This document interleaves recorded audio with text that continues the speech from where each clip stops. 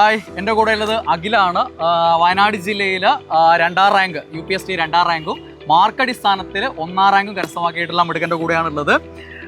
അഖിലിനൊന്ന് കണ്ട് അഭിനന്ദിക്കാനും കാര്യങ്ങളൊക്കെ ചോദിച്ചറിയാൻ നിങ്ങൾക്ക് ഉപകാരപ്രദമായ രീതിയിലുള്ള കാര്യങ്ങൾ സംസാരിക്കാൻ വേണ്ടിയിട്ടാണ് ഇപ്പോൾ അഖിലിനെ കണ്ടുമുട്ടിയിരിക്കുന്നത്. അപ്പോൾ അഖിലിനെ സന്തോഷത്തിലായിരിക്കും അല്ലേ? 2ാം റാങ്ക് എന്ന് പറഞ്ഞാൽ മാർക്കടിസ്ഥാനത്ത് 1ാം റാങ്ക് തന്നെയാണ്. അപ്പോൾ എന്താണ് ഒരു ഫീലിങ്സ്?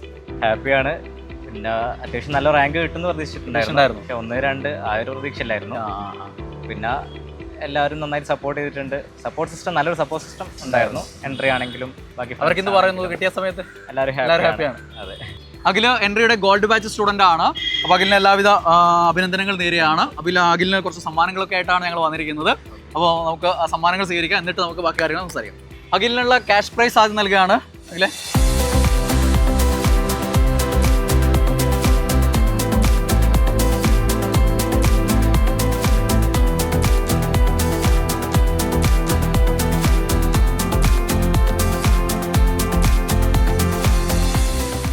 അപ്പോൾ അഖിലിൻ്റെ പഠനം എങ്ങനെയായിരുന്നു? തുടക്കം എങ്ങനെയായിരുന്നു? തുടക്കം ഞാൻ വർക്ക് ചെയ്തുകൊണ്ടിരിക്കുന്ന ടൈമിലാണ് എക്സാം നോട്ടിഫിക്കേഷനും കാര്യങ്ങളൊക്കെ വന്നത്. പിന്നെ ഞാൻ വർക്ക് സ്റ്റോപ്പ് ചെയ്തു. ടീച്ചറായിട്ട് വർക്ക് ചെയ്തായിരുന്നു. അപ്പോൾ അത് റിസൈൻ ചെയ്തു.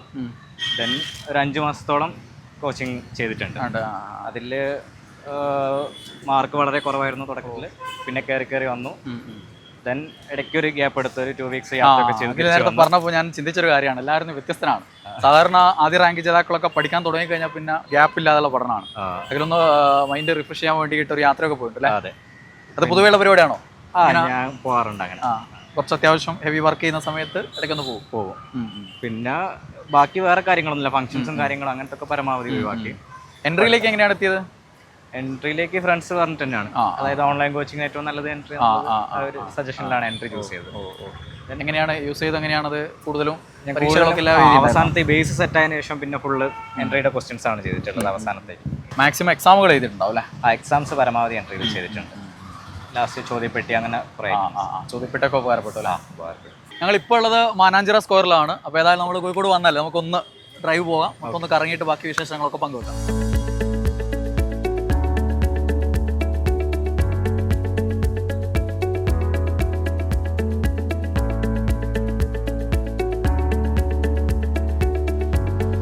എന്തൊക്കെയാണ് ഈ പുതിയ കുട്ടികളുണ്ടല്ലോ, അപ്പോൾ അവർ പഠിക്കുമ്പോൾ അവരെപ്പോഴും ഈ ആദ്യ റാങ്കുകൾ നേടിയ ആളുകളുടെ അടുത്ത് നിന്ന് എന്തൊക്കെയെങ്കിലുമൊക്കെ കിട്ടാൻ ഇങ്ങനെ കാതോർത്തിരിക്കുകയായിരിക്കും, അവരുടെ പഠന രീതികളും കാര്യങ്ങളൊക്കെ ആയിട്ട് ബന്ധപ്പെട്ട്. അപ്പോൾ അവരോട് എന്താണ് അതിന് പറയാനുള്ളത്? അതായത് ജസ്റ്റ് ലിസ്റ്റിൽ വരാൻ വേണ്ടിയിട്ടല്ലായിരുന്നു പഠിച്ചിട്ടുണ്ടായിരുന്നത് ഞാൻ. ഒന്നെങ്കിൽ ഫസ്റ്റ് റാങ്ക് ഇല്ലെങ്കിലും ടോപ്പിൽ വരിക എന്നുള്ളതാണ്. ഞാൻ മുമ്പ് ഏത് കോഴ്സ് എടുത്ത് പഠിക്കുമ്പോഴൊക്കെ ഞാൻ ഒന്നെങ്കിൽ അതിന്റെ ടോപ്പ് അല്ലെങ്കിൽ 0-100 ഇതാണ് എൻ്റെ പോളിസി. ഞാൻ എല്ലാവർക്കും പറയുന്നൊരു കാര്യമാണ്, 0 അല്ലെങ്കിൽ 100. ഇതാണ് ഞാൻ നോക്കാറ്. എൻ്റെ ഒരു ഏരിയ അല്ലായിരുന്നു, കാരണം ഞാൻ സയൻസ് സ്റ്റുഡൻ്റ് ആണ്. ഇതിൽ ജോഗ്രഫി, ഹിസ്റ്ററി. അപ്പോൾ അറിയാത്ത ഭാഗം ആയതുകൊണ്ട് തന്നെ ഞാൻ ബാക്കി എല്ലാ പരിപാടികളും നിർത്തി, എല്ലാം റിസൈൻ ചെയ്തിട്ടാണ് ഇതിലോട്ട് ഇറങ്ങിയത്. 4-5 മാസം കൃത്യമായിട്ട് നോക്കി, ആദ്യം ബേസ് ഉണ്ടാക്കിയെടുത്തു. ദെൻ അവസാനത്തേക്ക് പരമാവധി ക്വസ്റ്റ്യൻസ് ചെയ്തു. അഖിലിൻ്റെ ഒരു ലക്ഷ്യം തുടക്കത്തിലെ ഒരു ഗവൺമെൻറ് ജോലി നേടുക എന്നുള്ളത് തന്നെയായിരുന്നു? ടീച്ചർ ആവുക എന്നുള്ളത് തന്നെയായിരുന്നു ലക്ഷ്യം? ടീച്ചിങ് ഫീൽഡ് ഇഷ്ടമായിരുന്നു. ആദ്യം മുതൽ ഒരു ഗവൺമെൻറ് ജോബ് എന്നുള്ള ലക്ഷ്യത്തോടെ പഠിച്ച ആളൊന്നുമല്ല ഞാൻ. വേറെ പ്രൈവറ്റ് ജോബ് തന്നെയാണ് ചെയ്തുകൊണ്ടിരുന്നത്. കോച്ചിങ് സെന്ററും കാര്യങ്ങളിലൊക്കെയാണ് ജോലി ചെയ്തത്. പിന്നെ ഓരോ കോഴ്സ് എടുത്ത് പുതിയ കോഴ്സുകൾ പഠിക്കാറുണ്ടായിരുന്നു. ടീച്ചിങ് ജോബ് ഫീൽഡ് പണ്ടേ ഇഷ്ടമുള്ള ഫീൽഡാണ്. പക്ഷേ അത് പിന്നീട് ഗവൺമെൻറ് ജോബ് വേണം എന്നുള്ളൊരു ആവശ്യം വന്നു. നീഡായിരുന്നു ആക്ച്വലി, അത് സ്വപ്നമായിരുന്നില്ല. അതായത് ഫിനാൻഷ്യൽ പ്രോബ്ലംസ് ഒക്കെ വന്ന ടൈമിൽ ചേച്ചിയാണ് എന്നെ സപ്പോർട്ട് ചെയ്യുന്നത് മൊത്തം. അപ്പോൾ ചേച്ചിക്ക് അങ്ങനെ ഒരു ജോബ് ഉള്ളത് കൊണ്ടാണ് ആൾക്കതിന് സാധിച്ചത്. അതുകൊണ്ട് അപ്പോൾ കണ്ടിട്ടാണ് സെക്യൂരിറ്റി ജോബ് സെറ്റ് ആക്കണം എന്നുള്ളൊരു മൈൻഡ് വന്നു. അപ്പോൾ നോക്കുമ്പോൾ ടീച്ചിങ് ഫീൽഡാണ് ഇഷ്ടം. അപ്പോൾ അതിൽ വന്ന ഫസ്റ്റ് എക്സാം ആയിരുന്നു UPSC. അപ്പോൾ അത് പ്രിപ്പയർ ചെയ്തത് നല്ല വൃത്തിക്ക് തന്നെ ചെയ്തിട്ടുണ്ട്. അതിലെന്തായിരുന്നു ഒരു ഗോൾഡ് ബാച്ച് തന്നെ സെലക്ട് ചെയ്യാൻ കാരണം? എങ്ങനെയാണ് ആ ഒരു ഗോൾഡ് ബാച്ച് യൂസ് ചെയ്തത്? ഏത് രീതിയിലാണ് ഉപയോഗിച്ചത്? ഗോൾഡ് ബാച്ചിൻ്റെ പ്രത്യേകത എന്ന് പറയുമ്പോൾ അതിലൊരു മെൻറ്റർ ഉണ്ടാവും, പിന്നെ കൃത്യമായിട്ടുള്ളൊരു സ്റ്റഡി പ്ലാനും കാര്യങ്ങളൊക്കെ ഉണ്ടാവും. പക്ഷേ ഞാൻ സ്റ്റഡി പ്ലാനൊക്കെ അതുപോലെ ഫോളോ ചെയ്ത ഒരാളല്ല. ഞാൻ എൻ്റേതായിട്ടുള്ള രീതിയിൽ അത് യൂസ് ചെയ്തതാണ്. പിന്നെ കൂടുതലായിട്ടും ക്വസ്റ്റ്യൻസ് ചെയ്യാന്നുള്ളതായിരുന്നു ഞാൻ എൻട്രി യൂസ് ചെയ്തതിൻ്റെ ഒരു കാര്യം.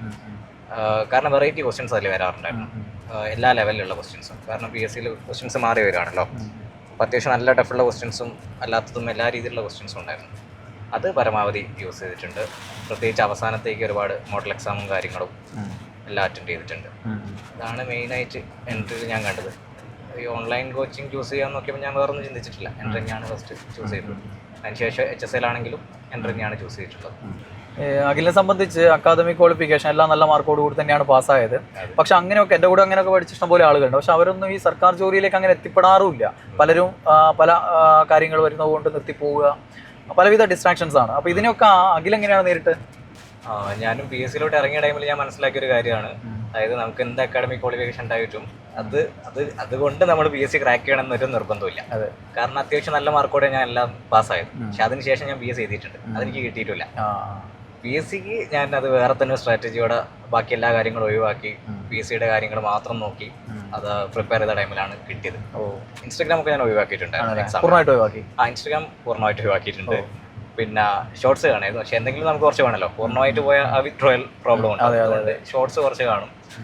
പിന്നെ ഫ്രണ്ട്സിൻ്റെത് ട്രിപ്പ് പരമാവധി ഒഴിവാക്കിയിട്ടുണ്ട്.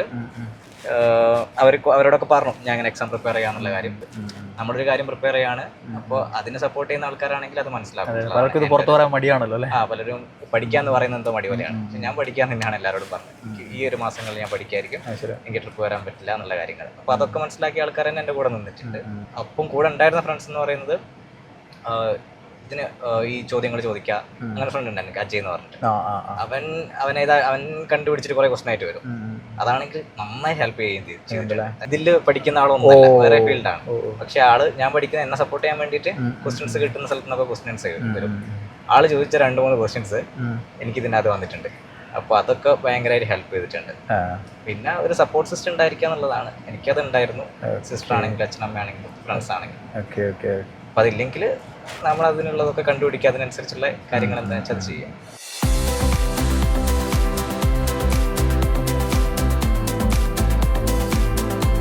അപ്പോൾ അഖിൽ പറഞ്ഞ നോക്കുക നിങ്ങൾ കേട്ടല്ലോ. അപ്പോൾ അതൊക്കെ അനുസരിച്ച് കൃത്യമായിട്ട് ഒരു സ്ട്രാറ്റജിയോട് കൂടി ഗ്യാപ്പ് ഇല്ലാതെ മുന്നോട്ട് പഠിച്ചു പോകാൻ നോക്കുക.